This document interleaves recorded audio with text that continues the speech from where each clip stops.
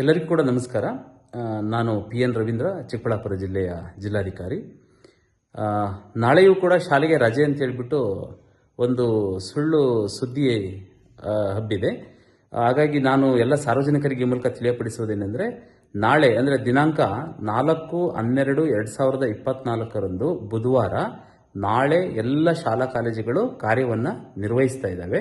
ಕೇವಲ ಸೋಮವಾರ ಮತ್ತು ಮಂಗಳವಾರ 2 ದಿನಗಳಿಗೆ ಮಾತ್ರ ಫೆಂಗಲ್ ಚಂಡಮಾರುತದ ಪರಿಣಾಮದಿಂದಾಗಿ ಮಕ್ಕಳ ಆರೋಗ್ಯದ ಹಿತದೃಷ್ಟಿಯಿಂದ ರಜೆಯನ್ನು ಘೋಷಣೆ ಮಾಡಲಾಗಿತ್ತು.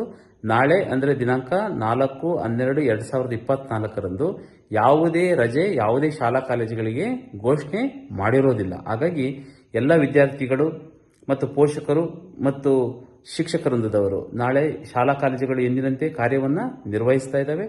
ಹಾಗಾಗಿ ಎಲ್ಲ ವಿದ್ಯಾರ್ಥಿಗಳು ಕೂಡ ಶಾಲಾ ಕಾಲೇಜುಗಳಿಗೆ ತಪ್ಪದೆ ತರಗತಿಗಳಿಗೆ ಬರಬೇಕು ಮತ್ತು ಪಾಠ ಪ್ರವಚನಗಳಲ್ಲಿ ಭಾಗಿಯಾಗಬೇಕು ಅಂತೇಳಿ ಈ ಮೂಲಕ ನಾನು ವಿಷಯವನ್ನು ಎಲ್ಲ ಸಾರ್ವಜನಿಕರ ಗಮನಕ್ಕೆ ತರಲಿಕ್ಕೆ ನಾನು ಇಚ್ಛೆ ಪಡ್ತಾ ಇದ್ದೀನಿ.